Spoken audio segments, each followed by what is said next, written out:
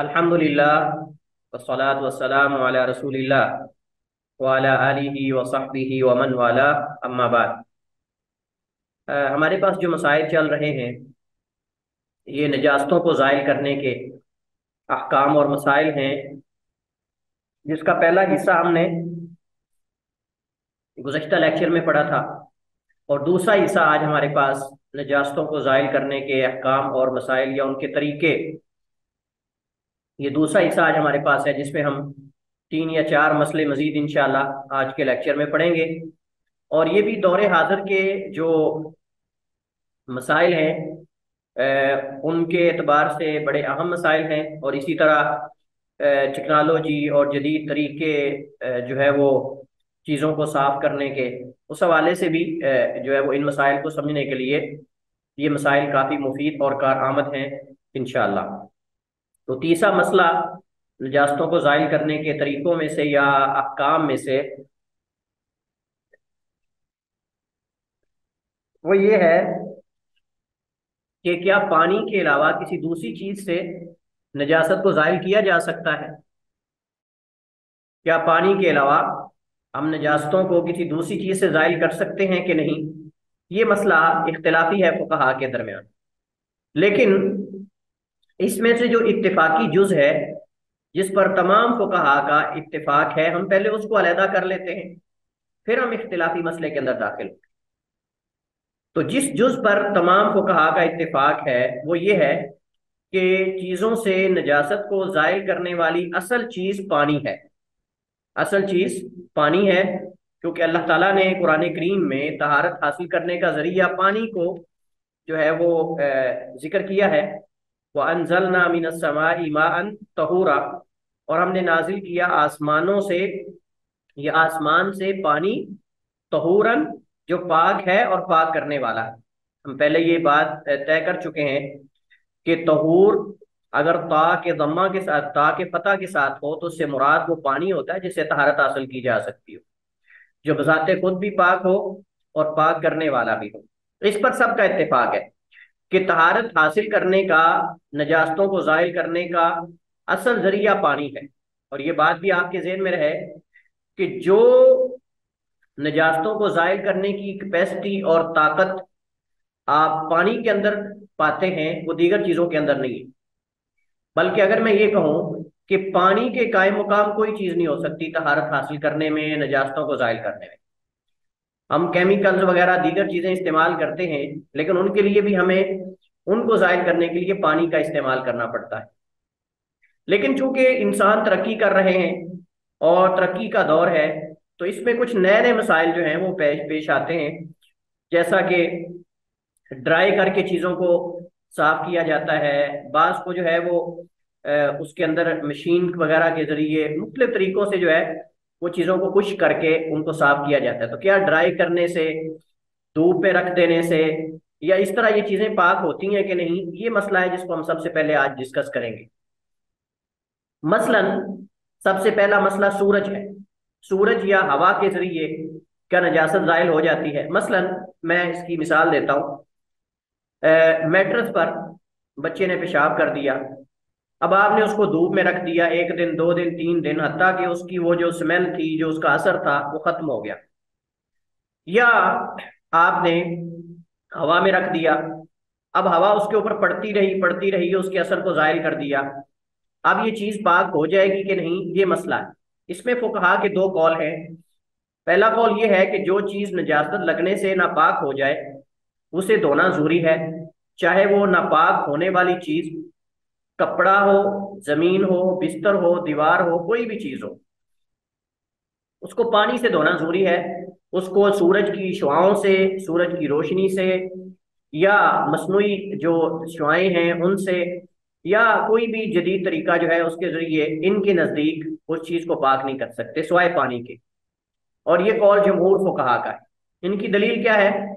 इनकी दलील कुरान करीम की आयत है। अल्लाह ताला फरमाता है, व युनज़्ज़िलु अलैकुम मिनस समाई माअन लियुतहिरकुम बि, और वो अल्लाह रब्बुल आलमीन नाजिल करता है तुम्हारे लिए आसमान से माअन, पानी, लियुतहिरकुम बिही, ताकि तुमको इससे पाक करे, इसके जरिए तुम्हें पाक करे इसके साथ।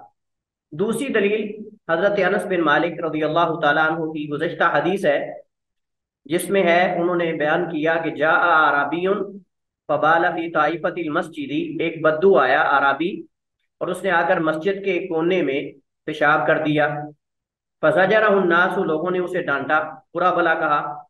फनहाहुमुन नबी सल्लल्लाहु अलैहि वसल्लम, तो अल्लाह के नबी ने डांटने से मना कर दिया, फरमाया इसे छोड़ दो, पेशाब करने दो।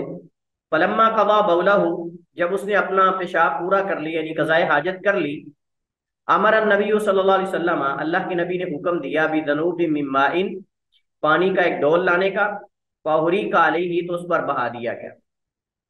अब इससे इस्तदलाल कैसे हो सकता है कि पानी के बगैर चीजें पाक नहीं होती? इस्तदलाल ये है कि रसूल करीम अलैहिस्सलाम ने पेशाब वाली जगह पर फौरन पानी बहाया है, उसे सूरज की धूप या हवा से पाक होने के लिए नहीं छोड़ दिया। अगर हवा से या सूरज की शुआओं से या रोशनी से चीजें पाक होती तो अल्लाह के नबी अलैहिस्सलाम उस जगह को छोड़ देते कि जब सूरज आएगा उस वक्त या हवा चलेगी तो ये मट्टी खुश्क हो जाएगी और पाक हो जाएगी। लेकिन नबी अलैहिस्सलाम ने फौरन पानी का डोल मंगवा कर उस पर डाला ताकि उसको पाक कर सके। बहरहाल ये दलील है फरीक अव्वल की, पहले फरीक की। अब हम दूसरे फरीक के जो है वो कौल की तरफ जाते हैं और उनकी दलील और कौल उनका पढ़ते हैं। दूसरा कौल ये है कि सूरज और हवा के जरिए नजासत लगी चीज को पाक किया जा सकता है।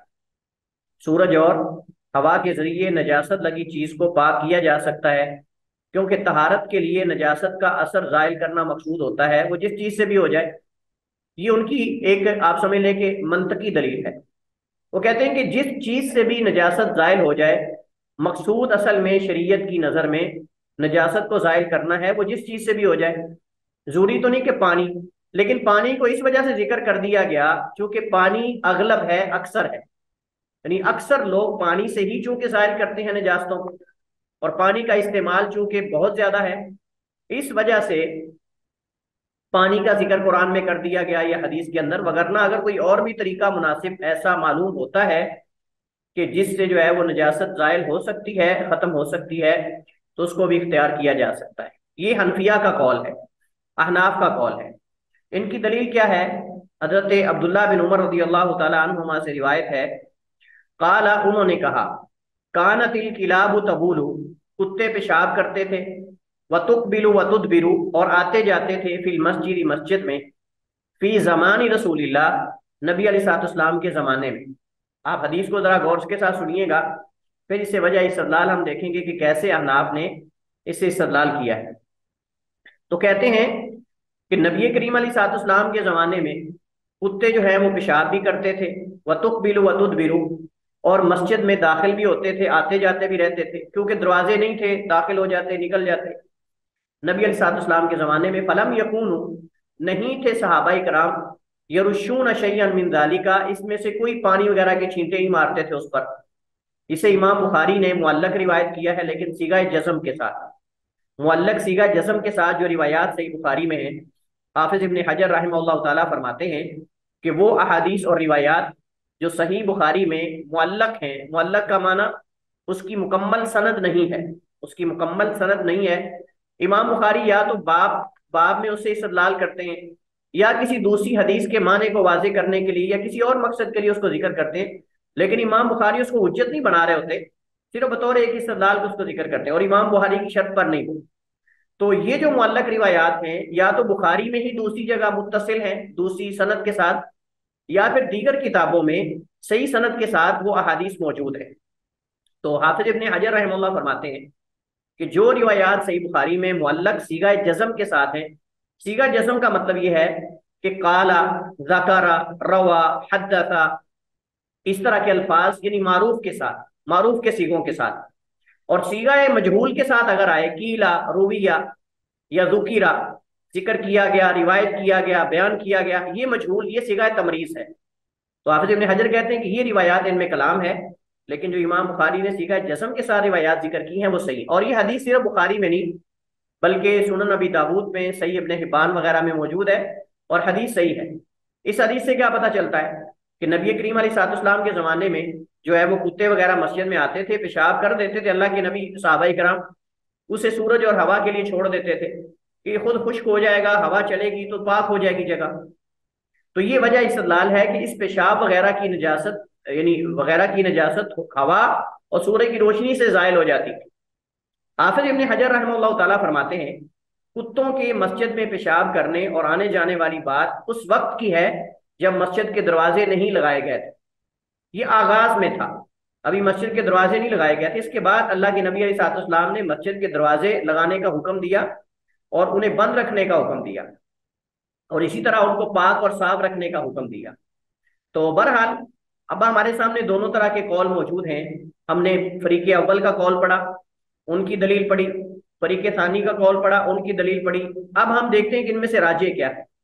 राजे कौल यही है कि सूरज, अगर सूरज की रोशनी या हवा से नजासत का असर जायल हो जाए, मुकम्मल जायल हो जाए, तो चीज पाक हो जाती है। शेखुल इस्लाम इब्न तैमिया, अल्लामा इब्न उसैमीन वगैरह का मौक़िफ़ भी यही है, और ये हदीस वाज़ेह तौर पे उसकी दलील है।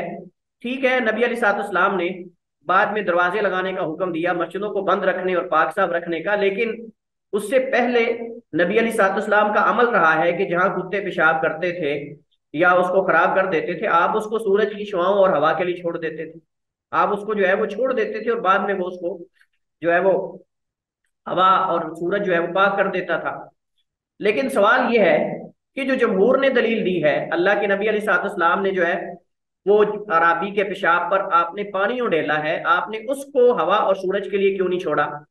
अगर हवा और सूरज की रोशनी से चीजें पाक हो जाती होती तो अल्लाह के नबी उस जगह को भी छोड़ देते जहां बदू ने पेशाब किया था। तो इसका जवाब ये है कि अल्लाह के नबी अलैहिस्सलाम जो है वो, आपकी आदत थी कि अल्लाह के नबी अलैहिस्सलाम जो है वो चीजों को फौरन जो है वो जायल करते थे नजासत को। दूसरा ये है, हो सकता है कि वो ऐसी जगह और ऐसे मुकाम पर बद्दू ने पेशाब किया हो जहां सूरज ना आता हो, जहां हवा भी दाखिल ना होती हो, सूरज भी ना आता। आप जानते हैं मस्जिद नबवी जो है उसके दो हिस्से थे, मस्जिद नबवी के दो हिस्से थे। आगे भी छत वाला हिस्सा था, पीछे भी छत वाला था, दरमियान में खाली सहन था, दरमियान में खाली सहन था। आज भी अगर आप मस्जिद नबवी में जाएं तो मस्जिद नबवी के अंदर जो सतून गोल्डन कलर के हैं, वो गोल्डन कलर के बिल्कुल जो है वो सुनहरी कलर की उनके ऊपर पट्टी लगी हुई है। ये सारे मस्जिद की छत वाली जो जगह थी नबी अलैहिस्सलाम के जमाने में, उसकी तरफ इशारा करते हैं। जहां जहां भी गोल्डन कलर के आपको वो जो डिजाइन के स्टोन मिलते हैं जिसके ऊपर पट्टी लगी हुई है गोल्डन सुनहरी, उसके ये हिस्सा वो है जहां नबी अलैहिस्सलाम के जमाने में मस्जिद छत वाली थी। उससे पीछे जो है, जहां अंदर छतरियां हैं मस्जिद के अंदर, उससे आगे वाला जो हिस्सा कुछ है वो बगैर छत वाला था, और उससे पीछे थोड़ी सी जगह छत वाली थी जहां साहब सुफा वगैरह मुकीम थे और वो रहते थे। तो दरमियान में मस्जिद के जो है वो सेन था, खाली था। तो अब वहां तो चले धूप वगैरह हवा वगैरह आती है, लेकिन जहां छत थी हो सकता है बद्दू ने वहां पेशाब किया हो। तो इस वजह से अल्लाह के नबी अलैहिस्सलाम ने जो है वो उस पर पानी बहा दिया, क्योंकि सूरज वहां नहीं आता था और हवा भी वहां नहीं आती थी। और यही ज्यादा जो है वो इख्तिमाल कभी है कि वो ऐसी जगह पर पेशाब किया था उसने कि जहां हवा वगैरह और ये चीजें वगैरह नहीं आती थी। तो ये ज्यादा इख्तिमाल हो सकता है, वल्लाहु आलम। तो राजी यही है कि चीजों को हवा और सूरज की शुआओं से भी खुश किया जा सकता है। इसके बाद हमारे पास चौथा मसला है, क्या मल देने और खुर्च देने से चीज पाक हो जाती है कि नहीं? क्या मल देने और खुर्च देने से चीज पाक हो जाती है कि नहीं? तो ये एक और मसला है कि हमने पीछे कहा कि सूरज की शुआओं या हवा से चीजें क्या पाक हो सकती हैं कि नहीं। अब है कि क्या अगर हम चीज को मल देते हैं या खुर्च देते हैं किसी नुकीली चीज से, तो क्या चीज पाक हो जाएगी कि नहीं? तो ये मसला इख्तिलाफी है। पहला कौल ये है कि मलने या खुर्चने से नजासत का इजाला मुमकिन नहीं, लिहाजा इसे धोना जरूरी है। ये कौल हनाबिला और शाफिया का। दूसरा कौल ये है कि नजासत लगी चीजें दो तरह की होती हैं, यानी पहला कौल आम है, उसके अंदर हर चीज, कोई भी चीज को आप मल कर कुछ कर पाक नहीं कर सकते, जबकि दूसरे कौल में तफसील है, और ये ज्यादा मुनासिब है क्योंकि इसमें तफसील है। और तफसील ये है कि वो कहते हैं कि चीजें दो तरह की होती हैं। कुछ ऐसी चीजें होती हैं जिनमें नजासत जज़ब नहीं होती, जिनमें नजासत जज़ब नहीं होती, सरायत नहीं करती, और कुछ ऐसी होती हैं जिनमें नजासत जज़ब हो जाती है, सरायत कर जाती है। यानी जो दांतें हैं, दांतों में मसलन शीशा है, लोहा है, या इसी तरह जो है वो दीगर दाते हैं, उनके अंदर नजासत दाखिल नहीं होती, जज़ब नहीं होती। और कुछ ऐसी हैं जैसे लकड़ी है, कपड़ा है, इस तरह की चीजें हैं, जमीन है, मट्टी वगैरह, इसके अंदर नजासत जज्ब हो जाती है। लिहाजा अगर पहली किस्म में से किसी को नजासत लगे, यानी उन चीजों में से जिसके अंदर नजासत जज्ब हो जाती है, तो उसे धोया जाएगा, क्योंकि धोए बगैर ऐसी चीज से नजासत को जायल करना मुमकिन नहीं, क्योंकि नजासत उसके अंदर दाखिल हो चुकी है, सरायत कर चुकी है, और जो है वो जज्ब कर चुकी है उसको, वो चीज जो है। और अगर दूसरी किस्म में से हो तो उसे कुर्चने या मलने से ही नजासत जायल हो जाएगी, क्योंकि नजासत इसमें सरायत नहीं कर सकती। दूसरा, इसे बार बार धोने से, यानी जो दांतें होती हैं, लोहा वगैरह, शीशा वगैरह, ये चीजें बस औकात इनको बार बार धोने से इनके जंग आलूद होने का भी खतरा होता है, इनको जंग लग जाता है, मतलब खराब होने का डर होता है। ये कौल इमाम मालिक और इमाम अबू हनीफा का है। अल्लामा इब्न उसैमी रहमतुल्लाह ताला, उन्होंने इसी कौल को तरजीह दी है, और यही कौल राजे, और यही कौल राजे है। देखिए, अगर हम इसकी, यानी इस मिसाल को अगर हम अप्लाई करें, तो कपड़ा है, कपड़ा जो है उसके अंदर आप जानते हैं कि अगर नजासत लगती है तो वो जज्ब हो जाती है। अब उसको आप अगर कहें कि मैं कुर्च दूंगा तो खत्म हो जाएगी, तो कुर्चने से खत्म नहीं होगी। इसी तरह जमीन, मट्टी है, अब मट्टी के अंदर अगर नजासत है, आप उसको जो है वो कुर्च कर खत्म नहीं कर सकते। हाँ, अलबत्ता ये है कि अगर वो खुश्क हो चुकी है, खुश्क हो चुकी, तो आप उतनी उतनी मट्टी ऊपर से उठा के उसको कुर्च के फेंक दें, और उसके ऊपर पानी अगर जरूरत हो तो बहा दें, पानी उसके ऊपर अगर जरूरत हो तो बहा दें, ताकि उस पर गालिब आ जाए। लेकिन शीशा है, लोहा है, इस तरह की चीज है, अगर उसको आप कोई गीली चीज लगाते हैं, कपड़ा वगैरह या कोई टिश्यू वगैरह या कोई और चीज, उससे आप कुर्च देते हैं तो वो साफ हो जाती है, तो ठीक है, वो साफ है, इससे साफ हो जाएगी। वल्लाहु आलम। इसके बाद हमारे पास चंद मुतफर्रिक मसाइल हैं। पहला मसला है, जिस घी में चूहा गिर जाए उसका क्या हुक्म। जिस घी में चूहा गिर जाए उसका क्या हुक्म है। तो आप जानते हैं, और ये सिर्फ हम घी का मसला इस वजह से पढ़ रहे हैं कि असरे हाजिर में, दौरे हाजिर में हमें इस तरह के मसाइल का सामना रहता है। बहुत सारी हमारे घरों के अंदर चीजें लिक्विड, और जो है वो कुछ जामिद होती हैं, कुछ लिक्विड होती हैं, मतलब माए होती हैं, उनके अंदर चीज जो है वो चूहे और इस तरह छिपकलियां और ये चीजें गिर जाती हैं। तो उनका क्या हुक्म है, क्या उनको इस्तेमाल कर सकते हैं कि नहीं, अगर कर सकते हैं तो किस हद तक कर सकते हैं, इसका हल क्या है। लेकिन आप देखें कि शरीयत हमारी कामिल और शामिल है, और ये कब से मसाइल जो हैं वो मुहद्दिसीन ने इनको डिस्कस किया है और इन पे बात हुई है। तो नजासत अगर जामद हो, तो चूहे या किसी भी तरह की गिरी नजासत और इर्द गिर्द की घी को आप निकाल के फेंक देंगे, बकिया घी बिल इत्तिफाक हलाल और पाक है।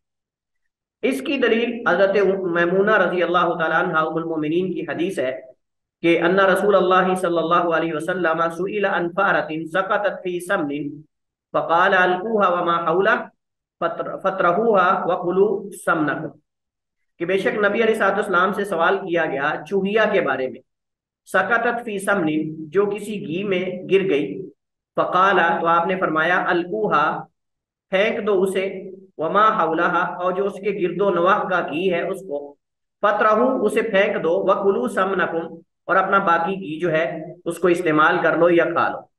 इससे इमाम बुखारी ने सही बुखारी में रिवायत किया है। ये तो मसला है जब घी जामद हो, जमा हुआ हो। लेकिन अगर घी जो है वो मेल्ट हो, यानी माए हो, फिर क्या करें। अगर घी माए पिघला हुआ हो तो क्या वो पाक होगा या नहीं, इसमें फुकहा के दो कौल, इसमें फुकहा के दो कौल हैं। पहला कौल ये है कि माए घी में चूहा मरने या कोई और नजासत गिरने से वो घी नजस हो जाता है, या वो चीज नजस हो जाती है, क्योंकि चूहा नजस है, चूहा जो है वो नजस है। क्या दलील है कि चूहा नजस है। अल्लाह के नबी अलैहिस्सलाम ने उसे और उसके गिरदो नवा के घी को फेंकने का हुक्म दिया है। अल्लाह के नबी अलैहिस्सलाम ने उसे और उसके गिरदो नवा के घी को फेंकने का हुक्म दिया है। ये इस बात की दलील है कि चूहा नजस है। अगर नजस ना होता तो अल्लाह के नबी अलैहिस्सलाम कहते कि चूहे को निकाल के फेंक दो, लेकिन घी को इस्तेमाल कर लो। लेकिन आपने जामद घी के अंदर फरमाया कि उसे भी और उसके गिरदो नवा के घी को भी आप निकाल के फेंक दो, फिर बाकी को खा लो, क्योंकि जामद के अंदर वो चीज आगे तक सरायत नहीं करती। जो कहते हैं कि माए घी में चूहा मरने से जो है वो चीज नजस हो जाती है, वो कोई भी हो जो माए है, इनकी दलील हजरत अबू हुरैरा रजी अल्लाह तआला अन्हु की हदीस है। काला, उन्होंने कहा, क़ाल रसूलुल्लाह सल्लल्लाहु अलैहि वसल्लम, नबी अलैहिस्सलाम ने फरमाया, इदा वक़अतिल फ़अरतु, जब वाक़े हो चूहिया, फिस्समनी, घी में, फ़इन कान जामिदन, बस अगर वो जामिद हो, जमा हुआ, फल्कुहा वमा हौला, तो फेंक दो उसे और जो उसके गिरदोनवा का घी है। व इन कान माएन, और अगर वो माए हो, फला तकरबू, तो उसके करीब ना जाओ। ये हदीस सुनन अबी दाऊद, अहमद वगैरह में है, लेकिन इस हदीस में शुजूज है और इसमें बुखारी, अबू हातिम राजी वगैरह ने कलाम किया है। वो कहते हैं कि ये जो अल्फाज हैं, वह इन का ना माएन फला तकरबूहा, अगर माए हो तो उसके करीब ना जाओ, ये अल्फाज साबित नहीं है। ये अल्फाज इजाफा है रावी की तरफ से, नबी अलैहिस्सलाम की तरफ से ये अल्फाज नहीं है। ये रावियों में से किसी एक रावी ने जो है वो इजाफा किया है। दूसरी दलील ये है, इन्होंने कहा कि पानी के अलावा दूसरी दीगर चीजें भी माए, यानी जितनी भी माए हैं, वो किसी दूसरे से नजासत को जायल नहीं कर सकती। तो अपने आप से कैसे कर सकती, जबकि पानी इनके बरक्स दूसरों से भी नजासत को जायल करता है और अपने आप से भी नजासत, यानी अपने आप को भी बचाता है नजासत से और दूसरों को भी नजासत से पाक करता है। तीसरी दलील ये है कि नजासत जब किसी जामद चीज में गिरती है तो उमूमन उसके उसी हिस्से को मुतासिर करती है जहां वो गिरती है, लेकिन जब माए चीज में वो गिरती है तो गिरने वाली जगह से तजावुज करते हुए बाकी हिस्सों को भी मुतासिर करती है, बाकी हिस्सों को भी मुतासिर करती है। ये जो है वो दूसरा कौल है, पहला कौल है और उनकी दलील है। दूसरा कौल ये है कि अगर चूहा गिरने से घी का रंग, बू, जायका बदल जाए तो वो नजस है, लेकिन अगर तीनों औसाफ में से कोई वस्फ ना बदले तो वो पाक और हलाल है। और उसे इस्तेमाल करने का तरीका यह है कि चूहा और उसके इर्द गिर्द का घी निकाल कर फेंक दिया जाए और बाकी घी को इस्तेमाल कर लिया जाए। क्या ख्याल है आप लोगों का, क्या माए जो लिक्विड घी होता है पिघला हुआ, क्या उसको निकाला जा सकता है जहां चूहा हो? नहीं सर, वो तो सारा प्लीत होता होगा। हाँ जी। माए के लिए सर नहीं इस्तेमाल किया जा सकता, इस तरह लग रहा है। अच्छा, वैसे आप लोगों का क्या ख्याल है कि जो माए चीजें होती हैं, मसलन हम बात नहीं कर रहे, हम वो बात कर रहे हैं जिन चीजों के अंदर चिकनाई होती है, जिन चीजों के अंदर चिकनाई होती है, यानी आयल वगैरह होता है। क्या ख्याल है, आयल के अंदर चीजें सरायत कर जाती हैं? जी करती है जी। नहीं सर। जी शेख साहब, ऑयल के अंदर वो चीजें शरायत करेंगी जो खुद ऑयल जैसी होंगी, मगर अगर इसके हाँ, अलावा भी तो जो वो नहीं आसन, करेंगी। आसन था, बिल्कुल राइट। तो जो चीजें आयल नुमा होंगी वो आयल में जज़ब होंगी और उसकी तरह हो जाएंगी, उसमें आप समझ लें मिक्सिंग हो सकती है उन चीजों की जो चीजें आयल की तरह है। आप अगर तजुर्बा करना चाहें तो आप अपने घर में जो आयल पड़ा उसमें पानी डाल के देखें, क्या पानी आयल में मिक्स हो जाता है कभी, या ऊपर आ जाता है? ऊपर आ जाता है।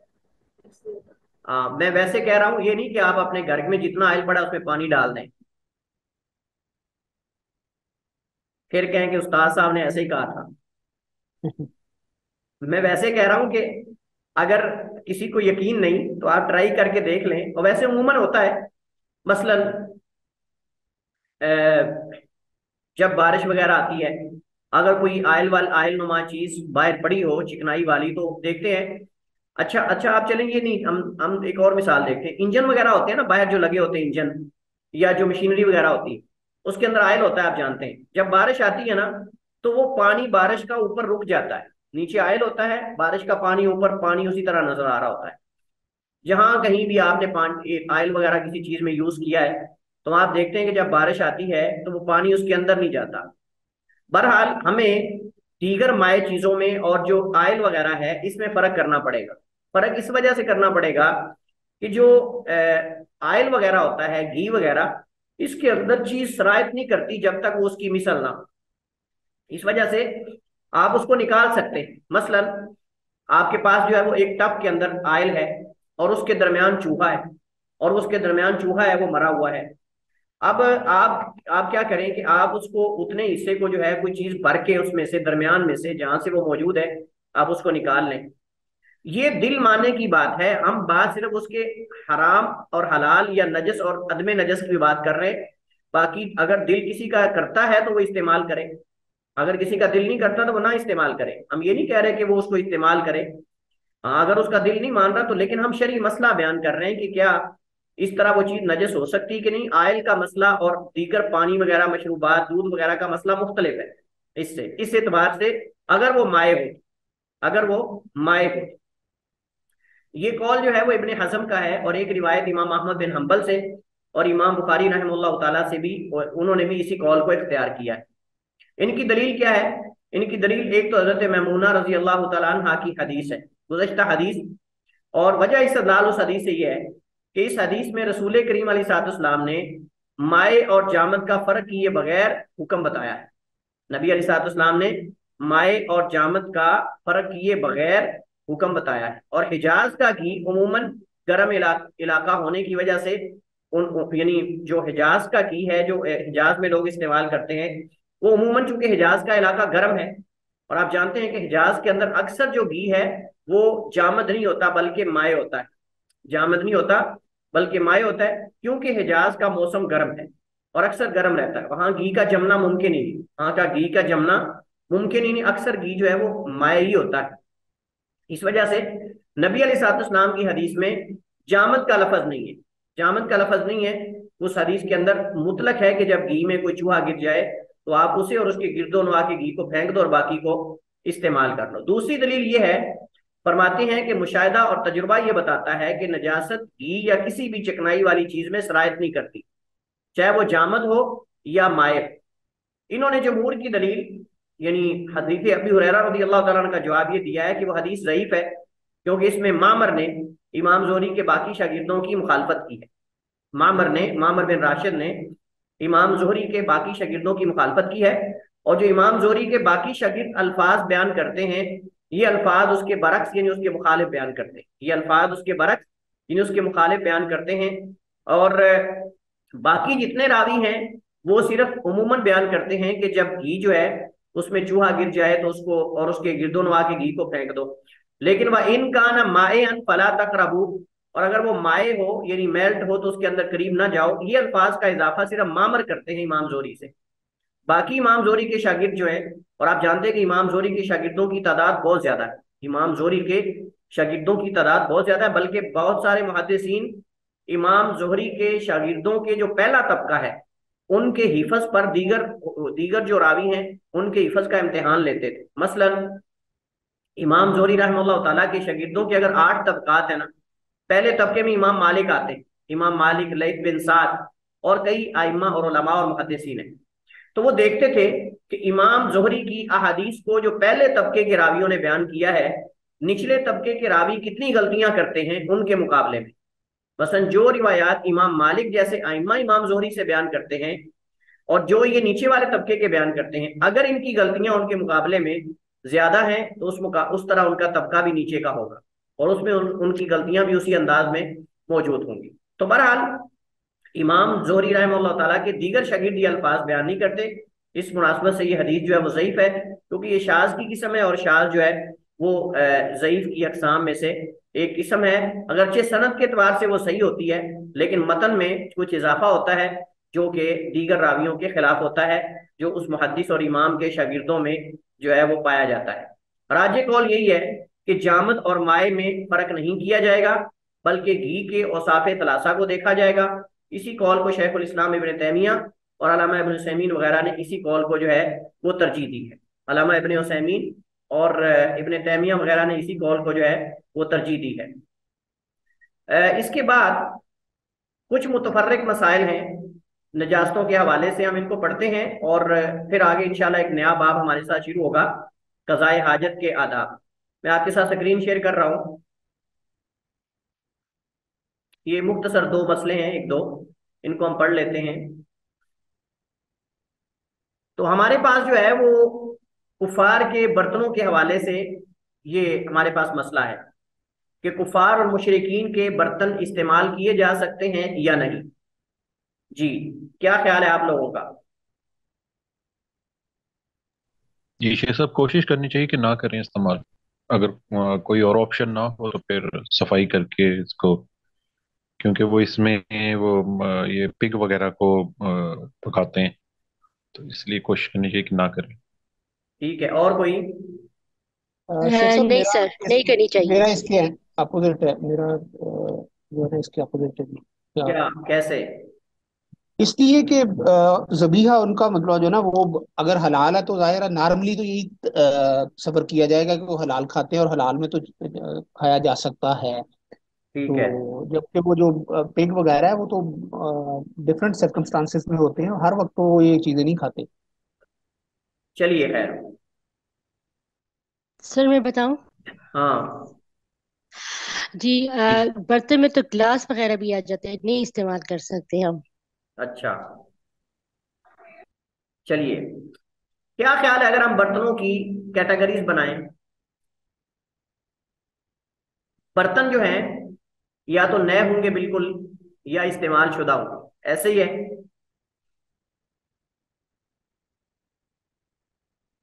बर्तन या बिल्कुल न्यू होंगे या इस्तेमाल शुदा होंगे। अगर तो बिल्कुल नए हैं तो उनके इस्तेमाल करने में कोई किसी का इख्तिलाफ नहीं, कि उनको इस्तेमाल कर सकते हैं।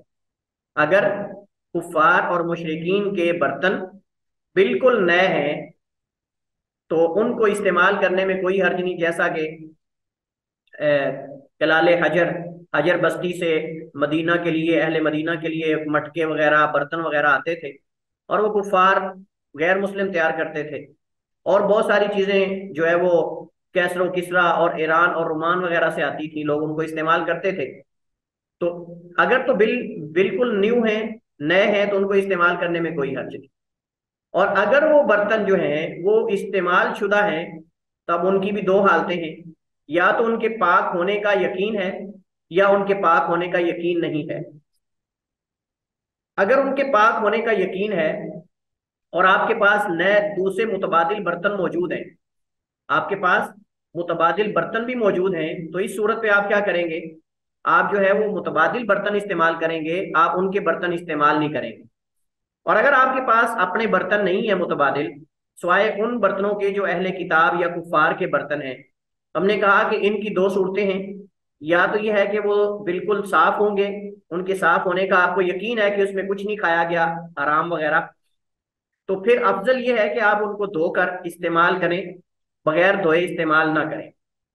और अगर वो बर्तन कुफार के जो इस्तेमाल शुदा है, उनके पाक होने या ना होने का यकीन नहीं, उनके पाक होने या ना होने का यकीन नहीं कि धुले हुए या नहीं धुले हुए, तो इसमें वाजिब है कि आप उसको धोकर इस्तेमाल करें, क्योंकि हदीस में हमें यही रहनुमाई दी गई, हदीस में हमें यही रहनुमाई दी गई।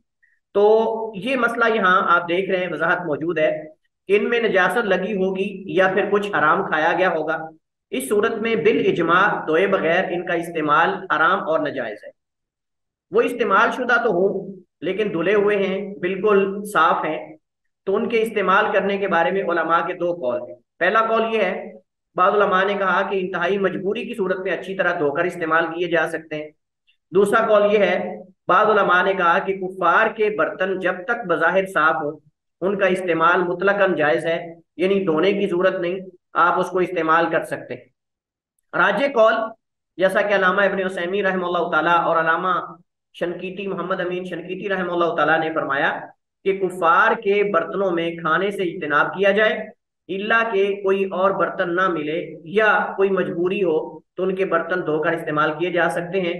नबी करीम अलैहिस्सलाम से अहले किताब और कुफार के बर्तनों के बारे में सवाल किया गया, तो अल्लाह के नबी अलैहिस्सलाम ने फरमाया कि ला ताकुलू फी सिहाफिहा, उनके बर्तनों में ना खाओ, आपने फरमाया उनके बर्तनों में ना खाओ, इल्ला अल्लाह तजिदु गैरहा, हाँ अगर तुम उनके अलावा कोई दूसरे बर्तन ना पा सको तो फिर उनमें खा लो, लेकिन उनको धो लिया करो, फिर उनमें खा लो लेकिन उनको धो लिया करो।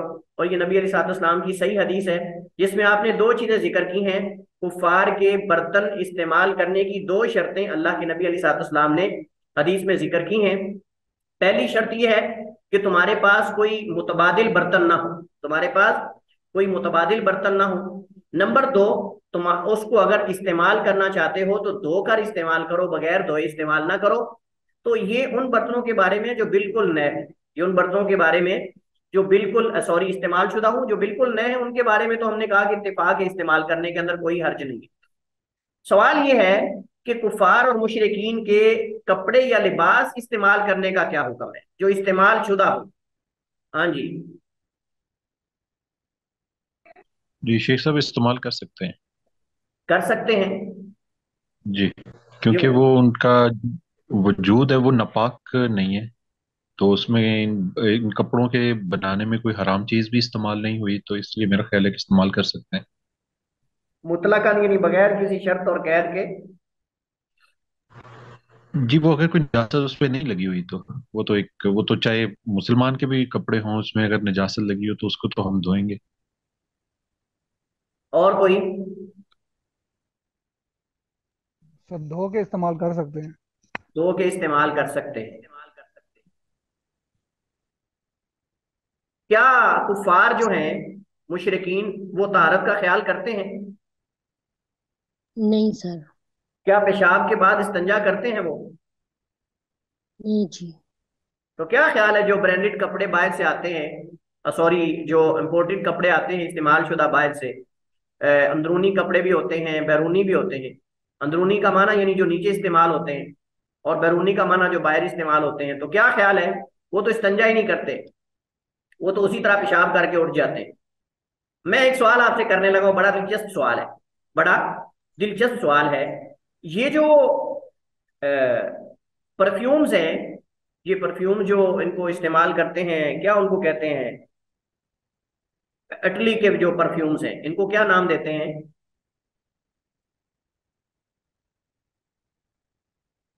खास, इनको खास नाम दे, जो इटली वगैरह से परफ्यूम्स आते हैं बाहर से, इनको क्या कहते हैं इन परफ्यूम्स को? किसी को पता है आप में से? सर ये बॉडी स्प्रे की बात कर रहे हैं आप? नहीं नहीं, आम स्प्रे जो हम परफ्यूम्स वगैरह इस्तेमाल करते हैं, हम कहते हैं जी ये मतलब इटली वगैरह से आते हैं, उनको नाम देते हैं कोई, मुझे अब असल में उसका ज़हन में नहीं आ रहा कि उसको क्या नाम देते हैं। बहरहाल, आपको पता है ये परफ्यूम सेंट क्यों हैं? सेंट वगैरह। हाँ, सेंट वगैरह परफ्यूम कोई भी जो बाहर से आते हैं, आपको पता है ये क्यों इजाद किए थे इटली ने?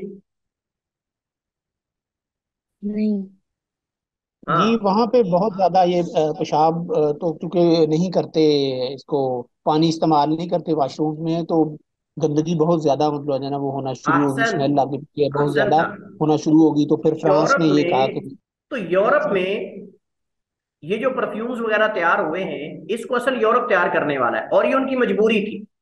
मजबूरी ये थी कि लोग जो है वो कज़ाए हाजत के बाद इस्तिंजा नहीं करते थे, पानी का इस्तेमाल नहीं करते थे। हत्ता कि इतनी बदबू आने लगी लोगों से कि वो उनका जीना हराम हो गया, आपस में एक दूसरे को बर्दाश्त नहीं कर सकते थे। और उन्होंने कहा कि अब इस स्मेल को, इस बदबू को खत्म कैसे किया जाए। उसके लिए फिर उन्होंने ये जो यूरोप से परफ्यूम्स वगैरह आते हैं, ये हैवी किस्म के परफ्यूम उन्होंने तैयार किए, ताकि उनकी बदबू पर जो है वो गालिब आ जाए। लेकिन आप देखें ये कैसी जाहिल कौम है और कैसी बेवकूफ कौम है कि इतने महंगे महंगे परफ्यूम्स उन्होंने तैयार कर लिए, लेकिन पानी का इस्तेमाल कर देते, यानी इस्तिंजा कर लेते और इस काम की तरफ, सफाई की तरफ आते।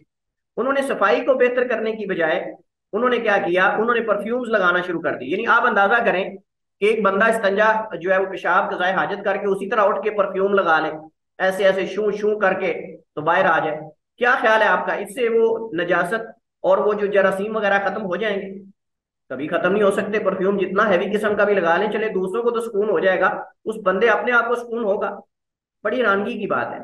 तो ये हमारा हमारा मकसद बात करने का ये कि जो वहां से कपड़े आते हैं, खुसूसन जो अंडर में इस्तेमाल होते हैं, उन कपड़ों को हमें कोशिश करनी चाहिए कि हम ना इस्तेमाल करें। हाँ, अगर कोई बंदा दूसरे कपड़े नहीं ले सकता, मजबूर है कि वो कपड़े लंडे से वहां उस तरह के लेता है, अंडर वाले कपड़े, तो उनको अच्छी तरह धोकर इस्तेमाल करना चाहिए, बगैर धोने के उनको इस्तेमाल नहीं करना चाहिए। और यही मसला जो बाहर के कपड़े, मतलब जो जैकेट्स वगैरह इस तरह की चीजें, उनको भी हमें नहीं पता कि वो छींटों से बचते हैं नहीं बचते, मतलब मामला, तो इस वजह से धोकर ही उनको इस्तेमाल करना चाहिए। पहले कॉल वालों की दलील क्या है? पहले कॉल वालों की दलील ये है, जो कहते हैं कि जो है वो धोकर इस्तेमाल कर सकते हैं, और जो है वो मुतलकन कहना कि हराम है या इस्तेमाल करना जायज नहीं है। तो हजरत अबू सालबा खुशनी बयान करते हैं, कहते हैं मैंने कहा अल्लाह के नबी, इन्ना बि अर्द कौमी अहली किताबिन, हम अहले किताब की सरजमीन पे रहते हैं, अफना कुलू फी आनियतिहिम, क्या हम उनके बर्तनों में खा लिया करें? व भी अर्द सईदिन, और शिकार की सरजमीन में रहते हैं।